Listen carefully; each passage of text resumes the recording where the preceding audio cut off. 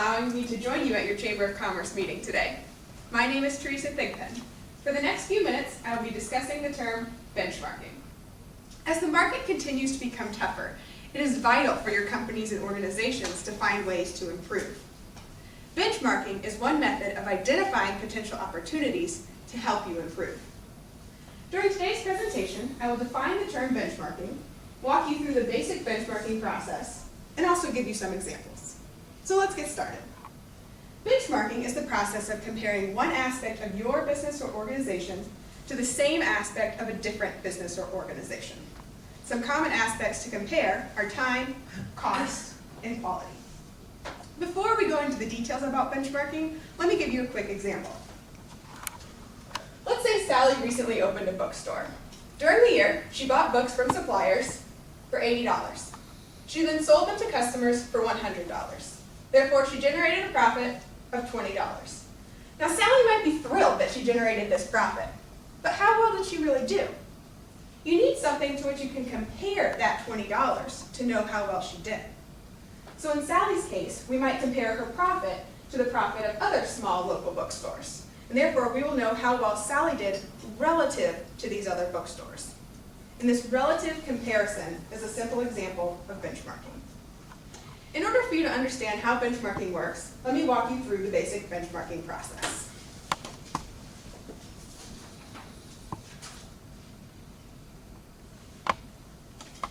All right, the first step of benchmarking is to identify your problem area. So let's return to Sally's bookstore. During the year, Sally hears complaints from customers that she does not have the books they desire in stock.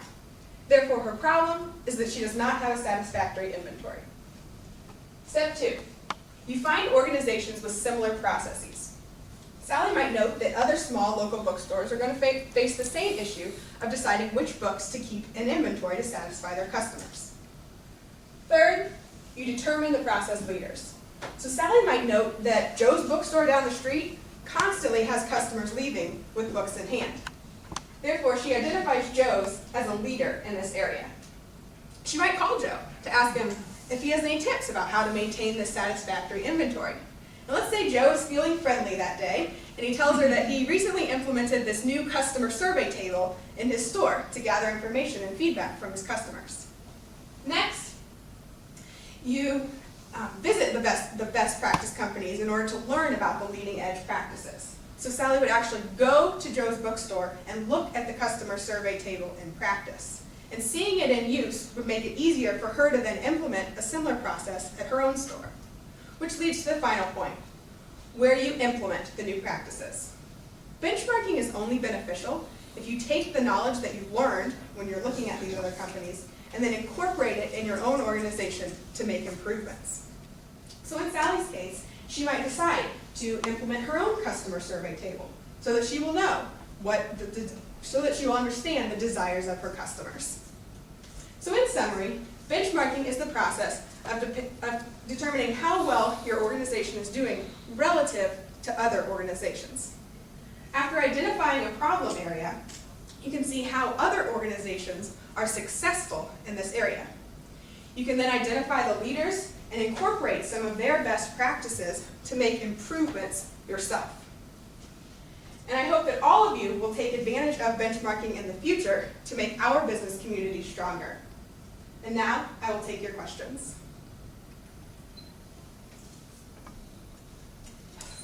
So if I go to somebody else's bookstore and I see something that I like the customer survey table, and then I take that back and I implement that in my own life, where do you cross the line between stealing somebody's ideas?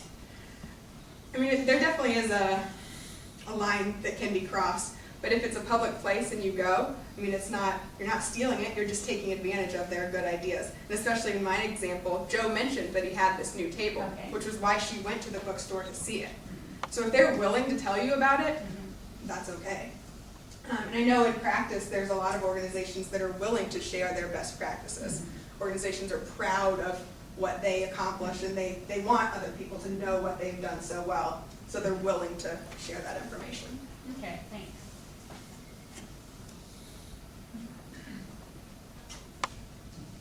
what are some good sources of information for benchmarking purposes? You want to look at other companies that are very similar to your organization.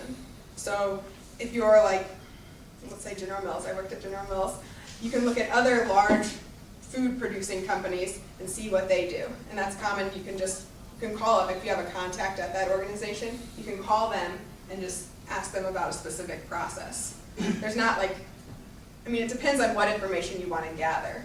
You know, every single piece of information is not going to be available on some source where you can go and look up, you know, what this company is doing for this particular item. So normally it's best if you have a particular contact. And then you can think of the specific items that you want to know and then send them a list of questions and kind of do a personal interview to gather detailed information. Okay. Yeah. If you are only one in the industry, how can you benchmark from other industries? There is definitely that is a good point. If you're the only one in the industry, you have to find some other industry that's very similar. You won't be able to make an exact comparison, but there's still definitely some comparisons that you can make. You could see, okay, well, you know, this person has a little bit more of this, but that's okay. I can still kind of relate and see how I'm doing relative to them. So it won't be an exact comparison, but you can still kind of ballpark where you fit. Any other questions?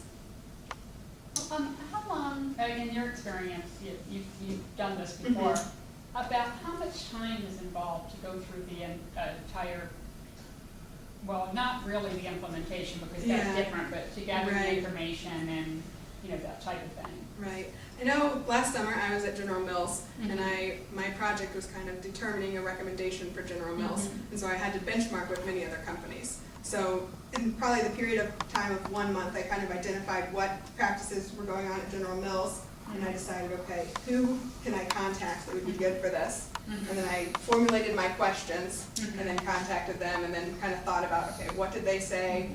Would those be implementable here? Kind of that give and take.